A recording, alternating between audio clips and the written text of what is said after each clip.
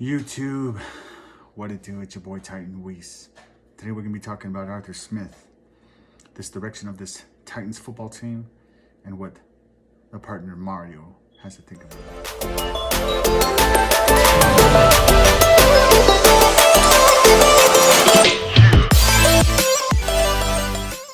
What's up, Titan fans? It's first video of the off season and many more to come. We just gonna get right into it, talk about the off season and what the things that we gonna need as far as offense side of the ball, defense side of the ball. But let's talk about the elephant in the room. We're gonna talk about Arthur Smith, him leaving, going to the Atlanta Falcons, and and pretty much how much we really feel about it. Well, I'm gonna tell you how I really feel about it personally. So I'm gonna get right into it. So let's start out by just talking about how that I talked to a few other Titan fans that felt like that it was necessary that we really need Arthur Smith. We're gonna miss him on the offensive side of the ball. And how it was going to be really hard to find somebody that can really replace him. Let's start out by talking about this first. Okay, life moves on, and everything that always seems to be good sometimes has to come to an end. So this is the way I look at it. I feel like with the talent that we have on the offensive side of the ball and with the weapons that we already have, I believe that we can always find the next offensive coordinator to come in and be also successful. Here's my thing about that. See, a lot of folks feel like, well, with the players that we have, it wouldn't have been nothing without Arthur Smith. And I somewhat agree with that. Somewhat, but not all of it. The reason why I say this. Prime example. Okay, whenever Tom Brady and Bill Belichick was together, it was a match made in heaven. And now, they parted ways. So now, look who's being successful on one team, and then you got a person that's not even in the playoffs. Probably, like I said, Bill Belichick, great coach, everything. But if he was a great coach, somewhat, but not all of it. The reason why I say this. Prime example. Okay, whenever Tom Brady and Bill Belichick was together, it was a match made in heaven. And now, they parted ways. So now, look who's being successful on one team, and then you got a person that's not even in the playoffs. Probably, like I said, Bill Belichick, great coach, everything. But if he was a great coach, they'll be in the playoffs. As for Tom Brady, he goes to Tampa Bay, makes it to the playoffs, and everything is fine and peachy. That's why I say it goes both ways. Yes, Arthur Smith is a good coach. He's a great coordinator. I appreciate everything he done for the organization. But you still got to have what you need just to be successful. Until then, we'll see whenever Arthur Smith decides and get the ball rolling. I hope things go out well for him out there in Atlanta with them boys. But until then, you got to have the players. That's why I say that J-Rob probably built one of the best drafts that he done did ever since he got here until this past season. We'll get to that some other time.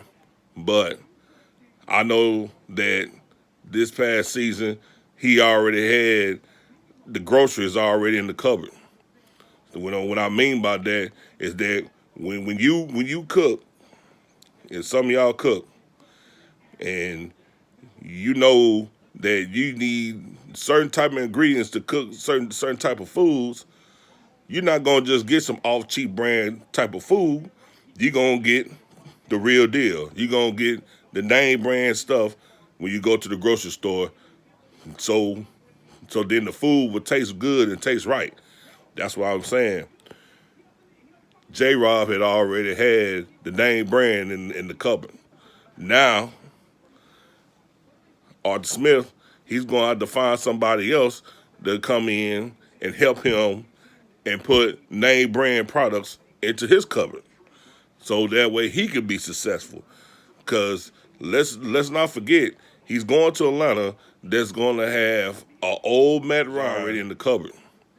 So what I mean by that is that when you cook, and some of y'all cook, and you know that you need certain type of ingredients to cook certain type of foods, you're not gonna just get some off cheap brand type of food. You're gonna get the real deal. You're gonna get the name brand stuff when you go to the grocery store. So then the food will taste good and taste right. That's what I'm saying. J-Rob had already had the name brand in the cupboard. Now, Arthur Smith, he's going to have to find somebody else to come in and help him and put name brand products into his cupboard, so that way he could be successful. Because let's not forget, he's going to Atlanta that's going to have an old Matt Ryan, who's probably not going to be there. He got an older Julio Jones, who's been injury prone, and Todd Gurley, who we already know he stay injured, don't never really hardly be on the field. I mean, he's not a Derrick Henry, so like I say, he gonna have to bring in the players that he need to be successful. And as far as us, I feel like that we can always bring in somebody in that can call the right type of plays, and that's gonna help us be successful. I don't think it had to necessarily have to be a big name. That's just my opinion. Because Arthur Smith wasn't a big name. He came up through the organization, and he finally got that job that he so desired. Now we helped him get a head coaching job. So he wasn't the only one, because Matt LaFleur, didn't nobody know nothing about Matt LaFleur. Nothing at all. The only thing they knew about Matt LaFleur was that he was up under Sean McVay. He was up under that Mike Shanahan tree. That's all they knew about Matt LaFleur. Get to Tennessee, what'd he do? He started messing up. I'll give him that, because he didn't know how to. He didn't really know how to cook. Let's just put it that way. He didn't know how to cook. He got the name brand, but didn't know how to cook. So something had to tell him that, hey, you got to put a little seasoning on this. Take this out, because that don't taste good. Now, look what happened. The whole offense flourished. Take this out, because that don't taste good. Now, look what happened. The whole offense flourished because he finally knew how to cook. I mean, that's just the way it is, man. I mean, we as an offensive team with the talent that we have, man.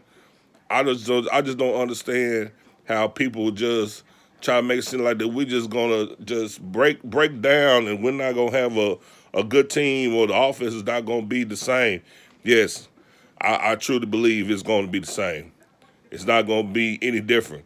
I really believe that we gonna wind up getting somebody that's gonna come in there, gonna call the plays, and everything's gonna be back to where it was. Cause trust me, you same people that was riding Arthur Smith and saying this and that about Arthur Smith was the same people now, always questioning his play calling and all that other stuff, because y'all didn't understand why he did this, why he take Derrick Henry out, why he doing this other stuff. Say, you can't have it both ways now. You can't have it both ways. It's either that you want Arthur Smith gone, or you want him here. I mean, you can't straddle the fence, man. That's just plain and simple. And ain't no need to straddle no fence. So it's either you either want them here, or you want them gone. So Me personally, like I told you before, I appreciate everything what Arthur Smith done for us, man. He did a good job.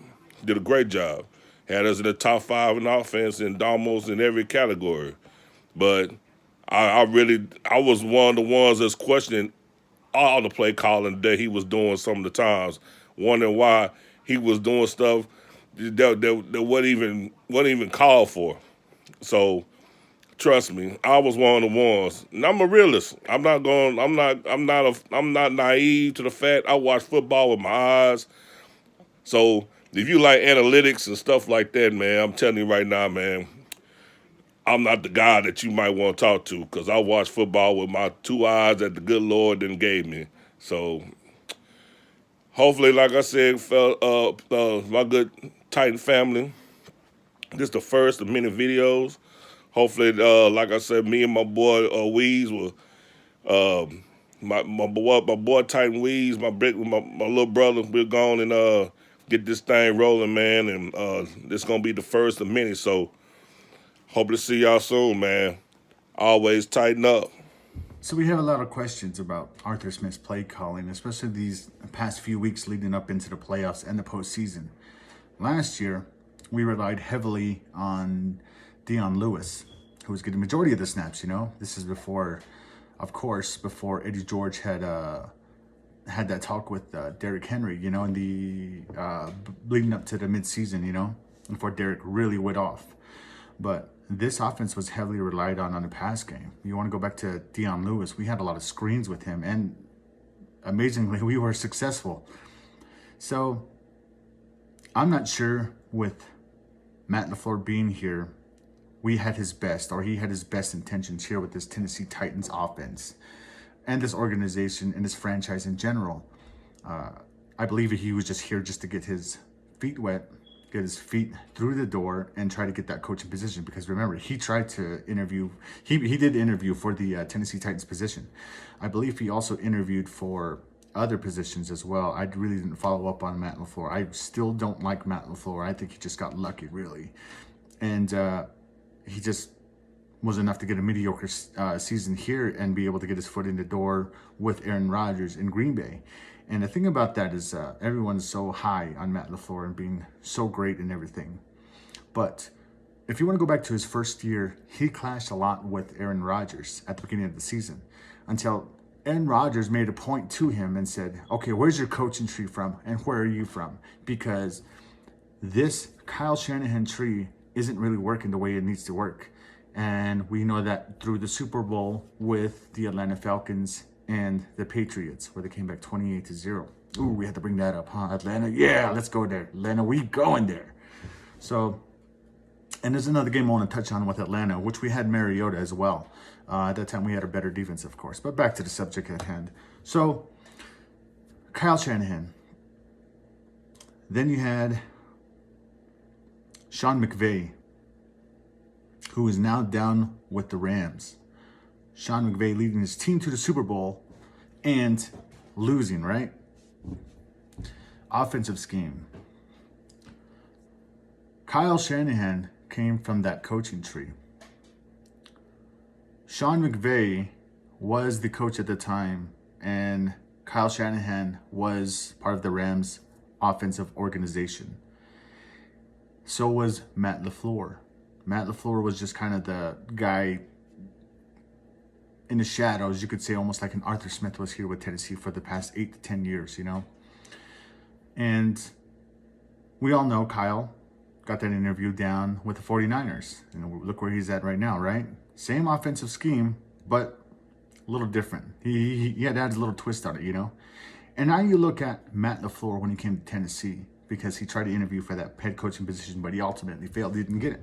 So now he's up at Green Bay, and Aaron Rodgers tells him, this is where you're not successful, and this is where we are going to be successful. They got these few pieces in, yes, with Adams. And then, right, they drafted Love, right, so they could light a fire under Aaron Rodgers and knowing the direction that Matt LaFleur wanted to go. This whole league, let's face it, let's talk about it. This whole league doesn't understand the direction that the NFL is going.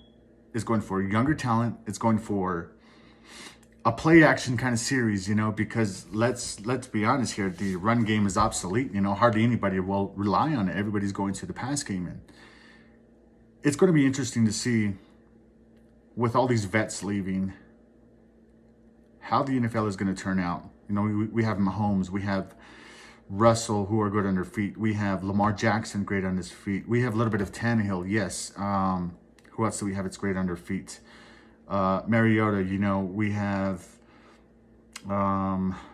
who's the quarterback? Daniels out of the Giants. He's out of Duke.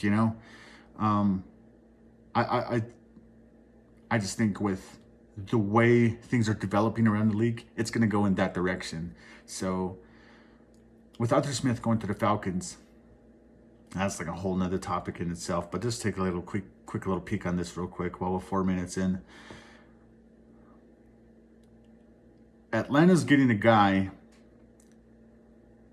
who's been around 4 or 5 different coaches, offensive schemes, defensive coordinators, seeing how they think, seeing how they mold. Anybody being in these meetings, you kind of understand where everybody is. You get and take every little thing from every coach, Reasonable, of course, reasonable. And it's going to help you and benefit you and the team as well. But let's just be honest. There's some things that we just don't talk about. And that's a lot of it has to do with what they do not share. So Arthur Smith going into Atlanta, is he going to break out of his shell? Is he going to be able to mimic or create something that he did here? Or is he going to go out of the norm and get an entirely new, different play series? Mario made a great point. Matt Ryan is pretty much on his way out of this league. We haven't had an MVP caliber performance since 2016, 2015, And it's one of those things where Atlanta would just had a Super Bowl and you figured they'd be back in recent years. Almost like, and now it's like they're in a rebuilding phase. So it's really going to be interesting. I heard him talk about, I'm talking about around the league that Dean Pease might be going to Atlanta as well. I can't either confirm nor deny that rumor or anything like that. I'd like to do a little bit more research on that, but that's just something other. Or if you had something like that, leave something in the chat for us so we could talk about that, I just think his play calling was a little sketch. There's a few things where I don't know if it was Vrabel who checked something or did something, but Arthur Smith had a lot of bad play calling decisions. Why we don't run the ball in certain situations and we pass to certain situations. I understand the diversification of this league, getting more players involved. But sometimes you really have to question and say, I understand we have to get people involved, but do we really have to call that play right now? And we just didn't have that postseason. We didn't even have that midseason. It was frustrating. You could see something within those interviews where you could see Arthur Smith kind of going his own way in his direction, where you could catch up on these little clues where Arthur was trying to remove himself, I wouldn't say from Tennessee in general, but from the coaching decisions and everything like that, We had pieces out. That's no excuse. The league has have people out too, so there's no excuse.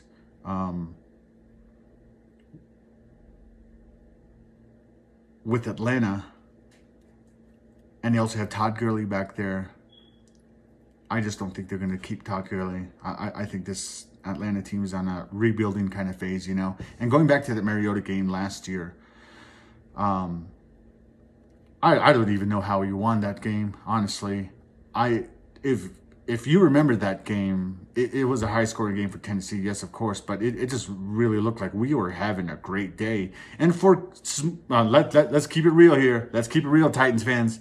Let's keep it real, Titans fans, and the realists. We kind of looked at that game and that Atlanta game and saying, wow, okay, what's going to happen? What's the catch? We're playing this good, but we ain't going to play good next week. And it really was one of those games where we played well beyond our means, well beyond everybody was having a great day, And we just happened to catch Atlanta on a bad day. So it's going to be interesting to see what Arthur Smith brings to that Atlanta front. Do I think he's ready to be a head coach? I honestly don't think he's ready to be a head coach. I don't think it is. I think his play calling is very vanilla, where some of the players, I don't even know if they're understanding the playbook or doing as much homework as they should be doing, because some of these situations where we had Tannehill check down to different players, these players were asking, and that play clock is running 7, 6, 5. And he's having to explain to Cat over here, like, no, it's chicken little flea flicker. You run this way. It's this freaking route, you know? And a lot of these guys just don't catch on to that type of play calling because they can't rely heavily on Zoom, you know? People need to be out here. People need to be in the trenches. There's people who do and people who don't. So you need people who are on the field, who are on practicing, who are giving these different looks and stuff, you know, as far as defense and everything like that. And a lot of it just comes down to them. They need to do more of their homework and questions asking within their own offensive side. And granted, there's only a few things that are shared and stuff, you know, because there's certain things, certain phrases, certain keys that are shared within an offensive set, that are shared within coaches, that are shared within receivers, that are shared within the linemen, that a quarterback might see. And when we have these checks, these check downs, check ups, checking to the wrong guy, that's what we're doing. Why are we throwing to Khalif Raymond, you know? God, I love Raymond, but there's just sometimes where when a guy's hot and the guy's going off, I just don't understand why we go away from it, you know? Hey, LeBron James is having a 40-point game and he has one foul. This is a close game in the fourth. He's only played 20 minutes. Let's just go ahead and sit him out. Let's just go ahead and sit him out. I don't understand it. I don't understand why we sat Henry on some of those play calling, and I understand why we got him so involved early on in this season. It really comes down to understanding what this whole offensive scheme was saying and the coaches. And I was oblivious and naive to not look and consider this because they were giving us the answers the entire season. They said we have to come out fast and we have to be consistent. And now we understand this because we struggle so much on the defensive side, but they took away Derrick Henry in the playoffs. Derrick Henry had 24 plus snaps on average this season because our receivers were hurt. We didn't get our running backs involved. We had Jeremy McNichols. We had Deonta Foreman, who's injury prone as well. And we had Darrington Evans out of Appalachian State, who's just been here just shortly, you know. We didn't even get him involved. We couldn't even get him on a few screenplays, you know. He had that one play in the playoffs, and that was about it. I mean, granted, the guy was out with injuries and stuff this season, you know. I mean, he did pretty decent in the return game. I mean, it's a step up from what it has been. Let's just keep that real. But to rely heavily on this offensive mindset that we're going to go in, bring 2 tight ends to help out this line and get this line moving, and we keep running right up the middle. Why are we running? That pitch that we were running this entire season, it was nowhere to be found this entire game. And you see the frustration with Derrick Henry because he gets thrown the ball in the flats where he's hit automatically with 2 guys right by him, you know, put him in an injury situation. Derrick shouldn't have even caught that ball. He should I understand him catching it because it's probably been an interception, but he should just let it go. You know what I mean? And then him and Vrabes walking off and getting involved in it. I believe, honestly, this is what happened in that. This is what that play call was. So they were going to rely heavily on that pass, but they see it fail and they bail out to Derrick Henry in the flats. But when they understood that had failed, they said, you know, we screwed up because we called 1 or 2 or 3 plays where we checked and it was in a bad situation, looking at what the defense gave us. And Derrick walking off saying, the way he was, that whole demeanor, you could see Derrick just saying, you know, like something's wrong, something's off. It needs to be fixed.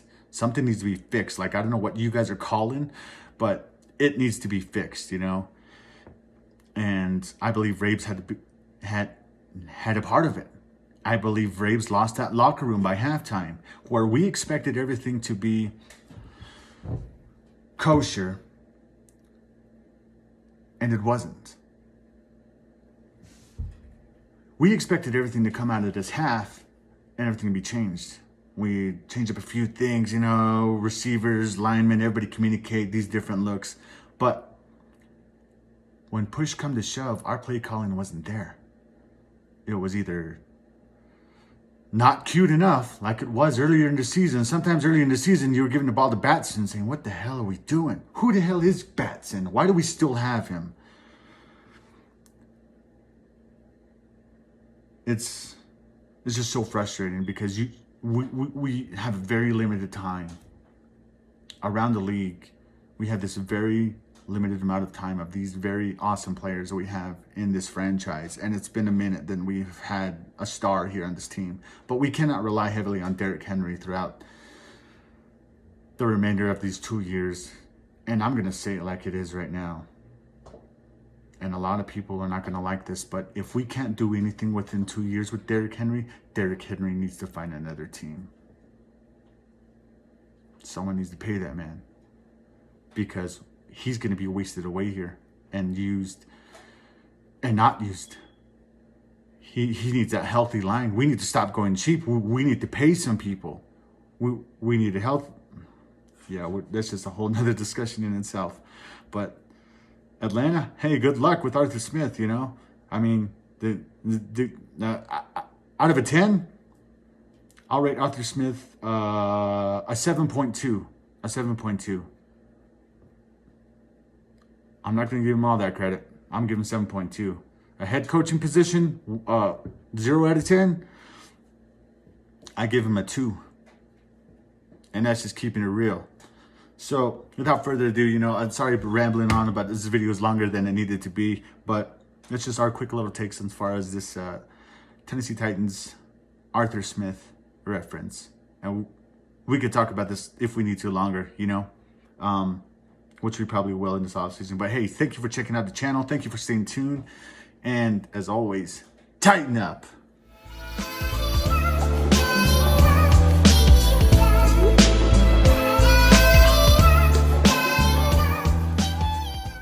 Trying to get this video right, and every time I try to talk, the sun is in my way. Yeah, this Titan madness, right? We asked for it. Is that better? No, we just got to do this.